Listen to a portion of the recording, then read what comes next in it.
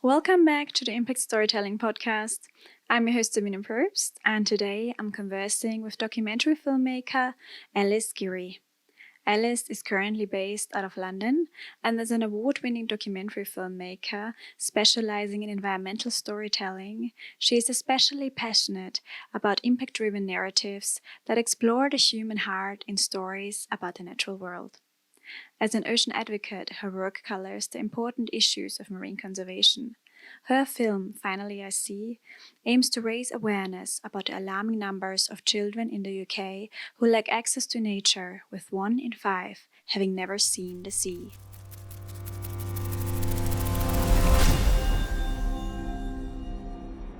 Welcome, Alice. I am happy to be filming this episode with you and sharing your experience and work with the audience. Before we start talking about your work, what inspired you to start a career in filmmaking as you first started your career in the direction of zoology? Thank you for having me. So I actually chose to study zoology because I wanted to be a wildlife filmmaker. So I kind of going back to the beginning, growing up was just really interested in kind of art and music. I was like a singer and piano player, and I loved photography, creative writing. I had a family that just loved like being outside all the time. Which was great. And I don't know, I think I'm not really sure what caused the revelation. I guess I was watching a wildlife documentary one day maybe, and I just suddenly realized that career would kind of encapsulate all these hobbies that I have. Yeah. Like creative writing is great for script writing, and music's good for kind of sound design and all that sort of stuff. So there was like quite a lot of crossover. So I was like, oh, great, this sounds like the perfect career. I'll just do that. Yeah. And then I kind of Googled online, how to become a wildlife filmmaker. And the like kind of most common answer was to go study zoology. So that's what I did. Which funnily enough as well, I ended up going to Bristol University, which is obviously, the wildlife filmmaking hub in the whole world. So I didn't know that. I just kind of ended up there, which was a really, really good coincidence. Yeah. And was really helpful because it just meant I could do kind of lots of work experience and start making connections whilst I was studying zoology. And then after that degree, I went on to study wildlife filmmaking as a master's, which was also in Bristol. Amazing. Zoology was just a kind of way to get to wildlife filmmaking. Cool. So you knew you wanted to be a filmmaker, yet I think you started your career done in research. Can you explain what a researcher for natural history programs does, in case some of the listeners don't know, and why you chose to start as a researcher?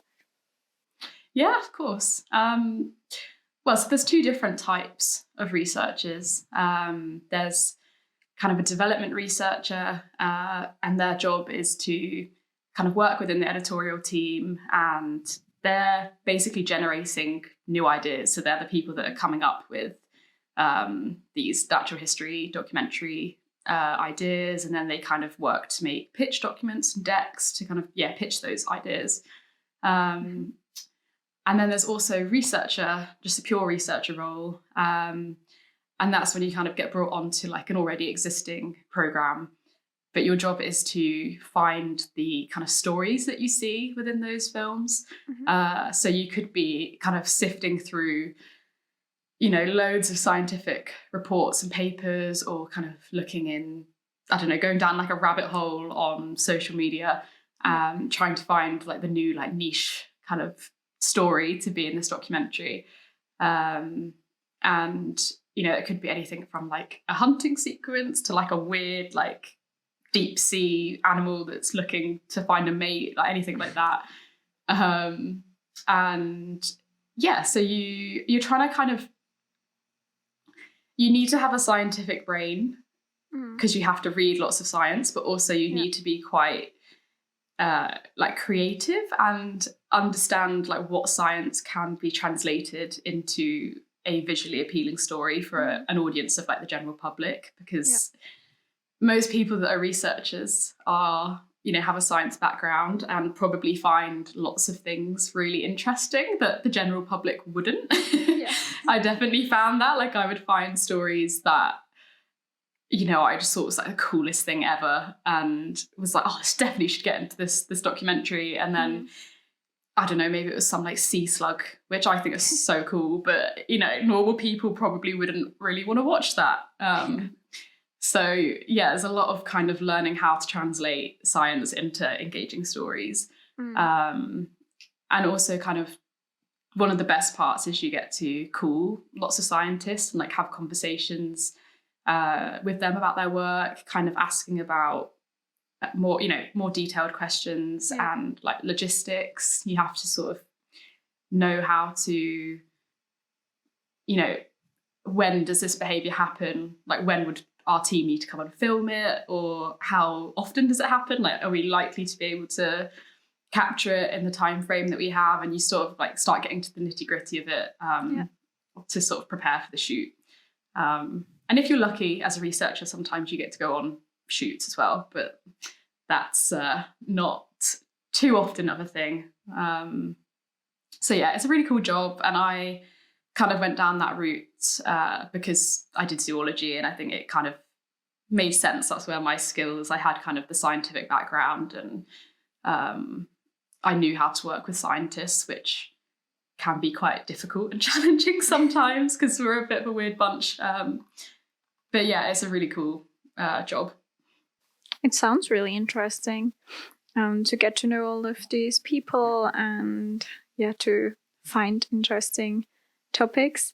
And I can imagine, or I know from experience, it's sometimes hard to translate scientific information into something that people would want to know more about, and in a way that they want to know more about. So I think that's a really important job also, and to find that space between that you can translate science into good storytelling that people want to see it. And you now specialize on environmental storytelling and impact-driven narratives, with a particular interest in issues with access to nature.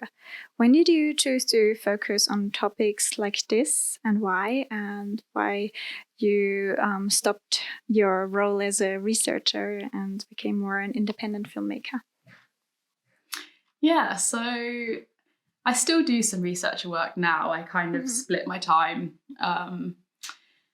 I think I've had the kind of revelation recently that I kind of wanted to sway away from researcher work a little bit, just because, like I said a second ago, it's quite rare that you get to go out in the field. And part of the reason I wanted to be in the wildlife film, you know, field is to go out in the field and not be sat at a desk. And a researcher job, you know, you are just sat at a desk the whole time.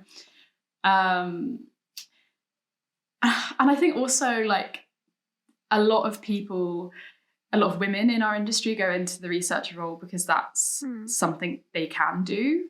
And the camera kind of line of work seemed really unfeasible to me when I was younger. And I kind of remember doing my master's and being really like petrified of our camera workshops, and just, I don't know, seeing a camera, I was like, oh my God, this is so embarrassing. Like, I'm not going to know how to use it. Like, there was just definitely this kind of belief that I, you know, just couldn't use a camera.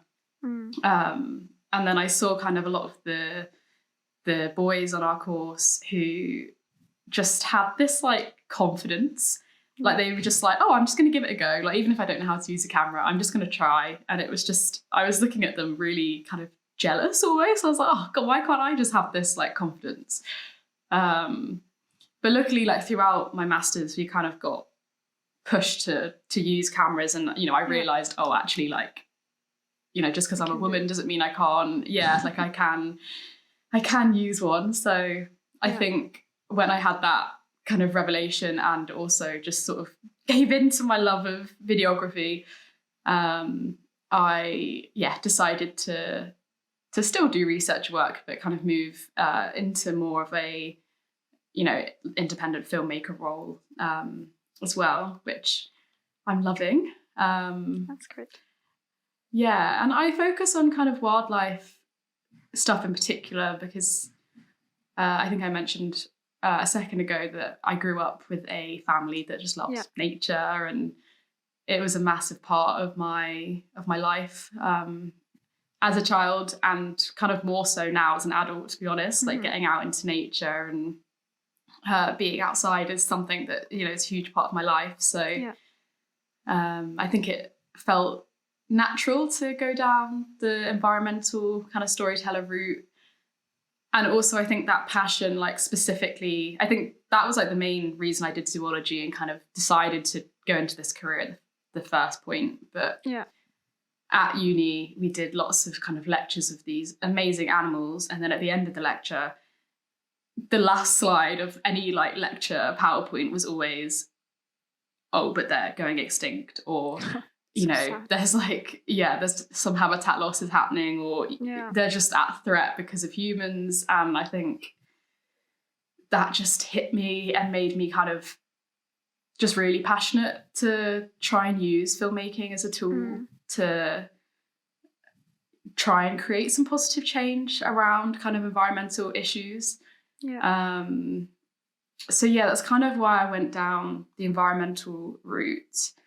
Although I do find it funny that I kind of tell people I'm a wildlife filmmaker, but none of my films ever have wildlife in them. I'm very kind of human. Like, I love to film human nature connections. I think mainly just because it's like, for me, my goal with my films is to create that positive change. And with humans, you can create emotion quite easily. Like, you can kind of, I don't know, you understand their emotions. You can relate to them. And I kind of, I don't know if it's a bit weird, but I love when I cry at films. Like, I always just think it's like amazing that a piece of film or TV can kind of have that response. And it's the best way to kind of, it's the best way to like make people change. So I think that's why I kind of like to focus on humans. I don't know. I think that's why. I also do kind of marine-based stuff because I simply just like love the sea and really enjoy that setting for films. Great. Yeah, and the film we're going to talk about now also has sea in the title. Finally, I see a wonderful story about children experiencing the ocean for the first time. Can you introduce the story of this project a bit, please? Yeah, so Finally I See is a film that's kind of based around the fact that 1 in 5 children in the UK have never seen the sea before, which is normally due to barriers, kind of like poverty or maybe like disabilities. And so Finally I See follows a 9-year-old girl called Fahita on her journey to see the sea for the first time. And she kind of grew up in central London and had never left. And she has been dreaming of a day by the sea for as long as she can remember. But she sadly can't, her mum can't afford to go, so she's never been. This film kind of aims to show the kind of raw emotions of Fahita and some of her friends when they spend their first day on the British coast. Yeah, it's lovely to see. And really nice idea that you had to create this film and make aware of this problem. And the film was supported by brands and the OCL Storytelling Grant. How did the collaboration process with the brands look like? Yeah, so funding, I think, is often the most difficult part of any, whenever you're trying to make a film, that's always the barrier that normally stops you from getting any further. When I came to make Finally I See, I was very keen to get some grants or brands on board. I think the most important thing for me was to make sure I was sort of reaching out to brands or companies that had a very similar ethos to me and the film. So Ocean Culture Life, or OCL, like you said, they're just such a great kind of group of people. And I was lucky enough to be awarded with their storyteller grant, which Amazing. Yeah, was congrats. thank you. Yeah, it was so helpful. Like, it meant that I could afford to hire a minibus to actually get the kids to the seaside, which would have been a bit of a barrier if I hadn't have been able to afford that. So it was really, really helpful. But I think, I applied for this grant and got this grant because part of OCL's mission is to kind of widen and deepen public understanding of ocean issues and challenges. So I think Finding IC just really, matched their values. And I think the same thing applied to, I was lucky enough to have a collaboration with Dry Robe as well. And I contacted them because they have a project called the Warmth Project, which is a really cool project. It just aims to kind of support people who share their values of promoting well-being through outdoor activities and kind of protecting the environment. So again, I think it was just a good collaboration because Finding IC was again in line with their values. So yeah, it was really important to have those connections for kind of, obviously OCL, I got the grant. Dry Robe, they gave us free dry robes for all the children, so that, because obviously you never know, taking them onto the British coast. It was May when we filmed, but you never know. Oh, really? So yeah, it's nice to dark and cloudy.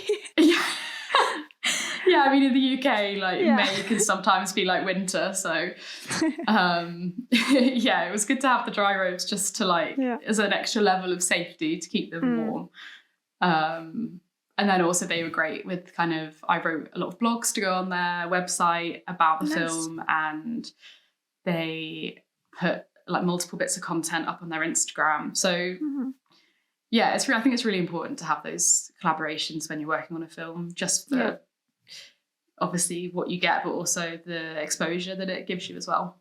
So it was really, really helpful to have them on board. Sounds great. Let's watch the trailer to give the listeners a better understanding of the film, and then we can talk some more about this wonderful project. Tylko że jeszcze nie udało się nam właśnie dojechać nad morze.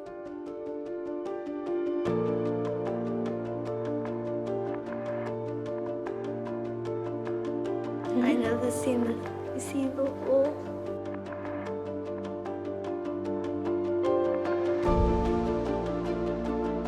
For me, the beach is going to be nice. I think it's going to be like 1,000 more sunny. Is it? Yeah, it's amazing.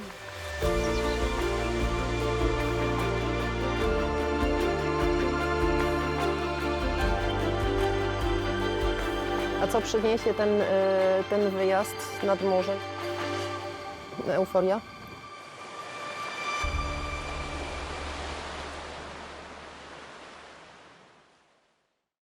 Amazing trailer. I can already get inspired by just watching the trailer. Oh. And when you found out about this issue that 1 of 5 children in the UK have never seen the sea before, did you immediately think about wanting to make a film about it, to make more people aware and create a change? Or what was your first thoughts when you found out about it? Yeah, I think when I first, I heard the stat that 1 in 5 children in the UK have never seen the sea. Yeah. And I think straight away, obviously, I was completely shocked that was a stat. It wasn't even hadn't been in the sea. It was hadn't, physically seen the sea. Yeah. And that issue would never cross my mind. I was really kind of unaware that was a problem. I just couldn't really fathom that there were people, especially in the UK, you know, we're an island, we're never that, you know, that far from the sea. So I think, I was just really, really shocked by it. Because I don't know, I mean, I believe, like most people I sure do as well, is that nature should be free and equally accessed by everybody. And I just assumed that was the case, probably very naively, but it just never crossed my mind that wouldn't have been true. So I think it just really hit me. And like I said earlier, I'm someone that really heavily relies on nature. And I'm at my happiest when I'm kind of, outside and especially in the sea. So the thought that there were kind of children that weren't having this opportunity just really upset me. And so I think from that point, I was like, right, I really, I didn't know this was a thing. I want to make a film, and I want to make more people aware of this problem. And in particular, teachers and kind of youth leaders, people that work with children, because if they don't know that it's a problem, they could so easily just try and, get more school trips to the seaside. It's like quite a simple solution. But if they don't know to ask, if any of the children have not been able to go to the sea, then they're not going to push for it. So, I think I pretty quickly knew that I wanted to make a film about it, because it just really, it upset me a lot to know that was true. Yeah. Especially think about 1 in 5 is really a lot of people. And then I'm thinking, okay, all the kids that live directly at the sea have seen it, but then it really sounds like a lot of people from inland couldn't go to the Although sea. you'd be surprised as well. There was some, when I was doing research, there was some children in Cornwall or Brighton, I think was the other place, which are two, places right by the sea. Yeah. And there were children there that had never seen it, because they were living in poverty, or they had kind of difficult family situations where they just didn't have time for an enjoyable day at the sea. They just had, other responsibilities. It just wasn't a priority, which was, crazy that they some of them lived 10 minutes from the sea and hadn't been. It's wild. It's wild to think about, And after finding this interesting topic, how did you go about finding a protagonist for the story? Did you know someone already, or did you have to look for someone? No, I didn't know anyone. I didn't know Fajita before filming.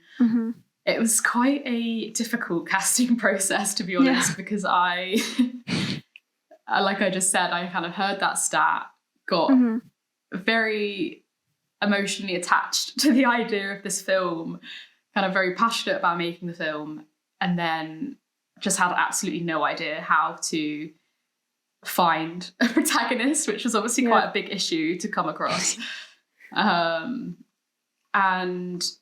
I was kind of like, I have no idea how I'm going to do this. But luckily, when I was contacting lots of different brands for collaboration, I actually contacted an NGO in the UK called Keep Britain Tidy, who are predominantly an NGO that, work with littering in the UK. But luckily for me, they have an eco schools initiative, where they have kind of loads of schools throughout the UK signed up to this project that they run. And they kind of loved the sound of my film and offered to kind of send a UK-wide email out just to say, who I was, what the film was, and what I was looking for. That's great. And it was, I don't know how I would have done it without them, but luckily a school in London got back to me and said that I was welcome to kind of come in and meet some of the children. So I just spent a day at that school talking to loads of different children to try and find this protagonist. And it was more difficult than I was expecting, because Yeah. I tried to keep this on the down low because I knew what would happen. But I think some parents, because obviously I had to there's a lot of regulations with working with children. And so I could only talk to children that parents had given me permission. Mm.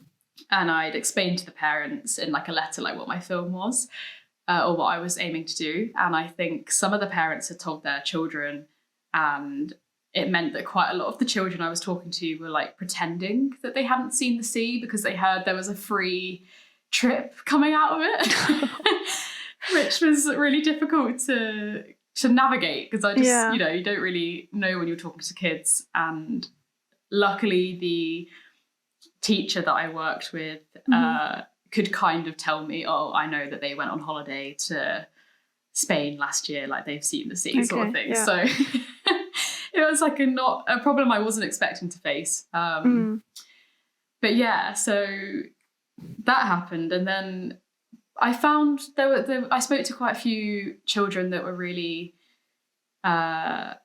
really sweet and hadn't seen the sea. So I definitely wanted to involve them in the film and take them. But they were quite shy. When I spoke to them, I had a camera set up it wasn't switched on, but it was just there to sort of see how the children would respond. That's a really good idea. Yeah, because obviously some children, you put a camera in their face and some of them love it and kind of act up to the camera, and then others just get really shy and introverted. I feel like not just children, even grown-ups as well.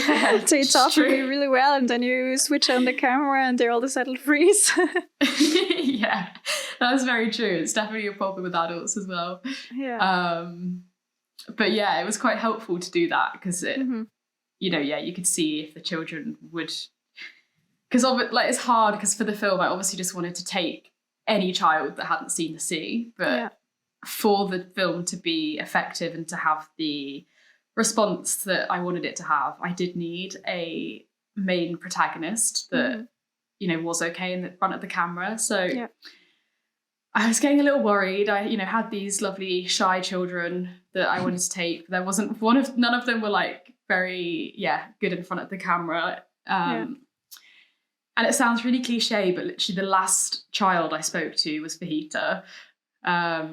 And straight away I knew she was going to be the protagonist for the film, because she just, oh my god, she's just such a character. And I think straight away it was like clear to me how much it mattered to her. I think the other children were quite like, they'd like to go to the sea, but it wasn't something they necessarily knew they were missing out on. Whereas Fajita kind of, she told me stories about how she'd lie in the sand pit at the park and pretend that she was at the beach. Yeah. And she has dreams about going to the seaside. Just like lots of little anecdotes and things like that. And I was just like, oh, you're great. And she was just very, funny and had such a personality as well. So yeah, luckily it all worked out, and I found Fajita, who, I stand by, was just the best choice. Yeah. I think it's also great with the story of her mom, that her mom grew up at the sea and she always wanted her daughter to see it. And I feel like that connection as well was really powerful, that she really wanted to be like her mom when she was a child maybe as well, and experience the sea. So I think that was also a really powerful part of the film. Yeah, I think that's what broke my heart a little bit, that her mum wanted to give her that but couldn't, and then couldn't come with us when I took Fajita as well. And Fajita's interview at the end, when she says like she's had a great day, but she would just love her mum to be here. Like, still makes me sad now. Yeah. Well, hopefully they can go together and find a way to make that happen. You already told me a little bit of challenges with such young protagonists, but did you face any other challenges, or do you have any tips what's important when working with children on a film, or working with such young protagonists?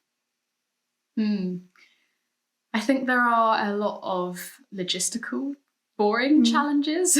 They're important, but as a filmmaker, it's obviously not, you like to kind of be out filming, but when you work with children, there's a lot of paperwork, you know, a lot of release forms, parents like permission forms, you need to have a DBS check.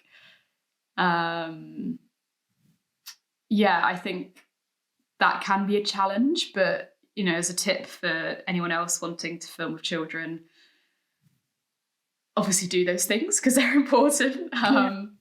But also I think just make sure that you have really good communication with the parents and the teachers or whoever you're in communication with at school, because I think as long as there's a good there's trust between you, then everything will be fine. I think you just have to be really open with what it is that you're filming, what it is that you're trying to do. Like they need to know that their children are in safe hands and that I'm not gonna kind of edit them to look bad or you know, I did like a 80-page risk assessment or something crazy. It was massive. Because it's just, I mean, for any film you obviously want to be careful, but I think when there are children involved, it's just another level. And even for me, like the location that we filmed at, being at the beach, I mean, you spend, like lots of people spend time at the beach, but it's not until I mean, maybe parents, like I'm not a parent, so I don't have this, but I guess parents are maybe aware of it now, but like there are quite a lot of risks at the beach that if I went myself, I wouldn't think of. But I had to do a lot of research into kind of beaches that we weren't going to get caught out by the tide. I had to look at like, you know, the timings of when we should be at the beach to ensure that it was safe and that there weren't any currents. In the UK, sadly, I had to look at if there were any sewage spills recently, which, you know, horrible that we have that problem, but was, important to kind of look into that. So, yeah, and I think also there's stuff like you can't have children on camera for too long without having a break. You need a guardian. There's like a ratio of how many children can be to one kind of caretaker that's looking after them. So there's just a lot to take into account. Like it's definitely hard working with children. So yeah, all of that is definitely like a challenge, but you just have to make sure that you're kind of doing it all correctly and it will be fine. But yeah, I think other than that, like the biggest challenge we had was probably Fajita being car sick on the way to the beach, which is a classic challenge that you have with children. I think she got a bit overexcited and ate some sweets or something in the morning and just started getting more and more pale as we were getting to the beach. And then, she ended up being sick, which is quite a little Easter egg in the film. If you look, you can see her getting pale. And then when she stands up, you can see the sick bag on her seat. So not the best Easter egg, but it's there. And obviously that was kind of stressful because I just wanted her to enjoy this day that she'd been dreaming of for ages. And luckily when she got out the minibus and she actually saw a seagull. Seagulls are her favourite animal, which has a bit of a sad backstory because they're the only, pigeons and seagulls are her favourite animal because they're the only animals that she's seen in central London. So it's kind of sad, but she saw a seagull, like instantly just like got really excited and then was fine. So thank God she ended up enjoying her day and like, you know, she was all right. So I feel like lucky for me, the kids were all very well behaved and that didn't become a challenge, but obviously I'm sure it could, depending on, you know, what children you're working with. So it was... What age as well. Yeah, exactly. They were all kind of 9, like 9 give or take. Maybe there was some that were 8 and some that were 10, and that was quite a nice age because they were old enough to sort of know what to do, and they were aware enough to not be too kind of naughty, which was good for me. Yeah, I think for their parents too. Yeah. And what was your storytelling approach for this film, and what did you want to achieve by telling the story, besides making people aware of the topic? So I think the storytelling approach that I took was very observational, which was really important for me. Which kind of means that I'm not directing anything. I'm just putting a camera at, aiming a camera at the children and just letting them do what they would normally do as if I wasn't there, because I think that was just a really key thing for this film to work. I still storyboarded and kind of wrote a script before I filmed the film, because obviously you have like an ideal, what I want. Yeah. But yeah, I just had to sort of take that leap of faith and just trust that the children were going to just love this day at the seaside. And I just wanted to capture like the raw emotions, kind of unfiltered emotions of exactly what they felt at that moment, and also what it was that they wanted to do. Like, I think it was quite interesting that each child actually had a bit of a different response. Like Fajita was this is the biggest challenge we had in the film, was getting Fajita out of the sea at the end of the day. I forgot to mention that. That sounds like a good challenge. She really liked it. Yeah, exactly. I was very glad that was a challenge that we had.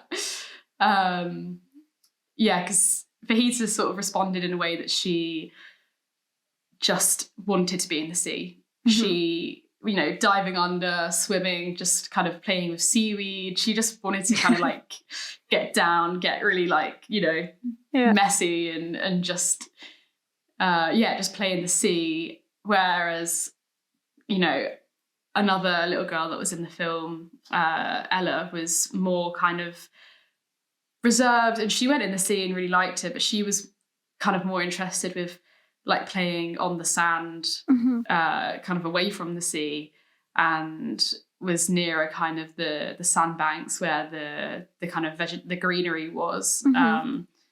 So it's quite interesting to see like just their different responses, and the fact that they were all loving their time, but they were doing different things. And yeah, I mean, the film just wouldn't have worked if I had pointed the camera at them and said, you need to act happy, like act like you're really excited. Like, it just obviously would have been awful. So it was really important for me to just kind of make them forget I was there almost, and just, let them have this day. And I think that's what resonated with the audience, is that people could tell that that was the case. And like in the film, when Fajita sees the sea for the first time and she sort of says like, wow, it's amazing. I've had quite a few people say like, we can tell that that's her genuine reaction. You didn't tell her to say that. That's not like a retake. And I'm really, really, I think that's like one of the proudest parts of the film, because it was just really lovely to see her actually have that reaction. And like, I think that's just such a key part of the film that really gives the message some meaning, I think. Yeah, that was really nice. And what components do you think your story needed to raise the awareness that you wanted to raise? Was it this personal messages the kids were saying?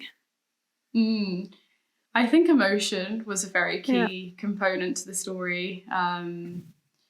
Like I was saying earlier, I think emotion is just it's the most key thing to create a response in your audience and to kind of make them invested in helping you. And ultimately, my goal with the film was to get more children to the seaside. And I think I needed the audience to care about that and want to help me. And I think emotion was the kind of best way to do that.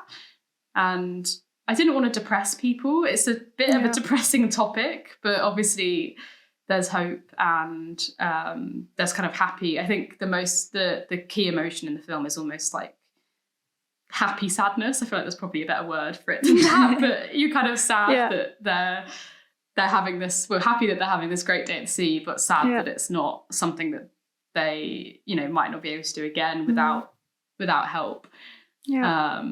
So yeah, I think that was really important.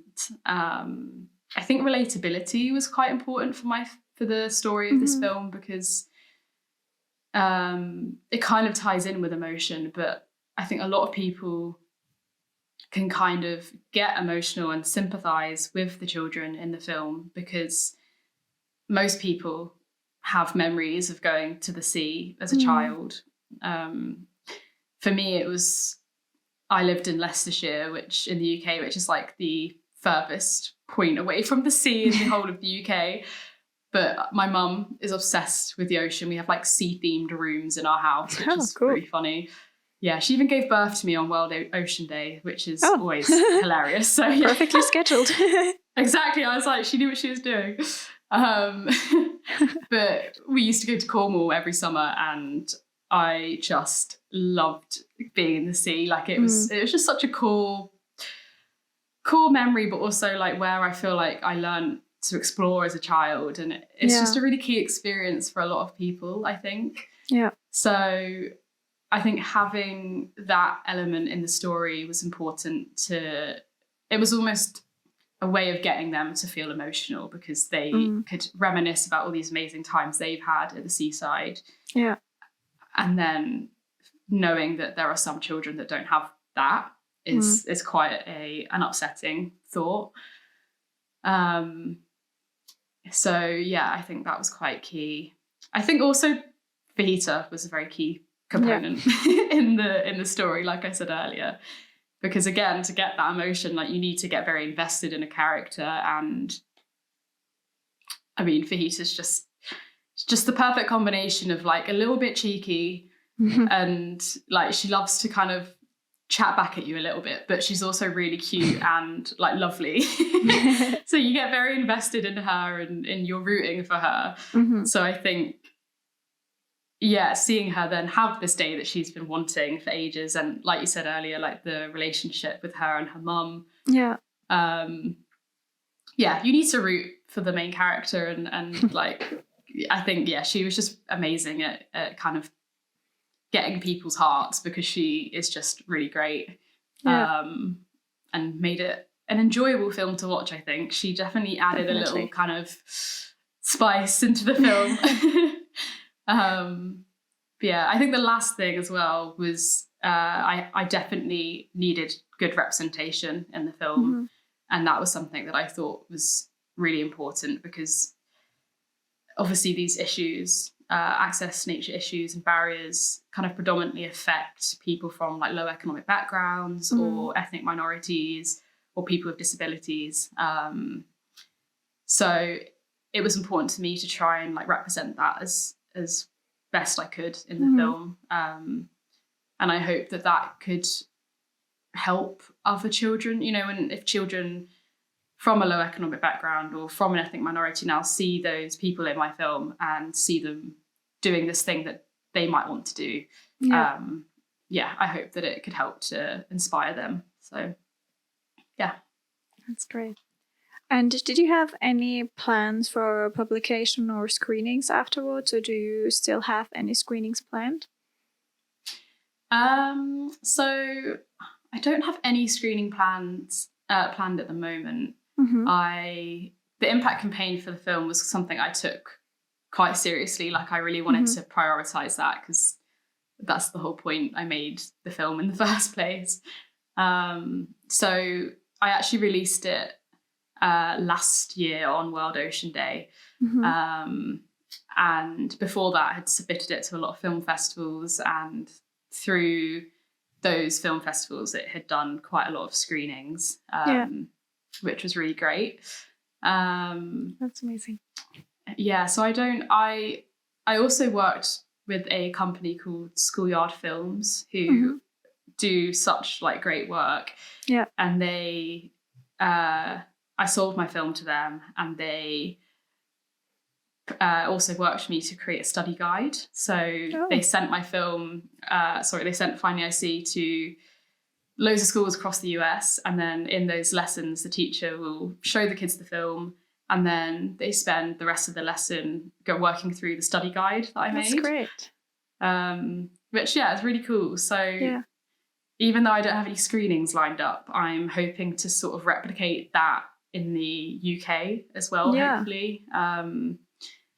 I'm just always looking at ways to get more children to the seaside. I think luckily through the screenings I have had a lot of amazing feedback from teachers or like youth leaders, saying that they weren't aware of the problem and that they've sort of made it they brought it up in their schools and have found that there are actually quite a few children in their schools or community that haven't been to the sea, and then they've actually worked to put on some trips. So it's been really nice to see that response.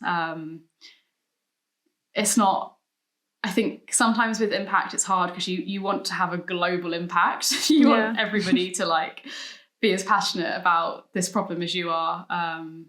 But obviously, my film is just a small film based in London. And so like even just these like this little bit of feedback that I'm getting that, a few children have been taken to the sea because of it. I mean, the school that I did the film at have now put on trips to the same beach that I shot the film in because of the film. That's wonderful. So, I think it's just really nice to like see that feedback. If there's any way I can take more children to the seaside or, that's just like my goal. If anyone listening knows how to do that, then get in touch because that's just the ultimate goal with the film. And you said the film is screening in schools in the US. Do you know the statistics there? Is it similar to the UK?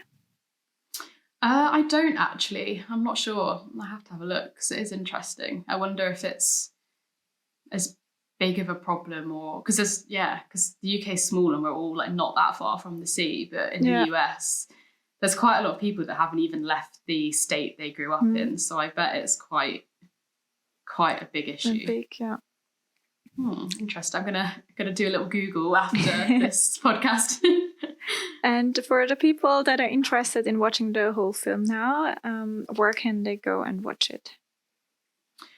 So the film is on YouTube. I think if you just type Find the IC, and it's CSEA, not SEE, then it should come up.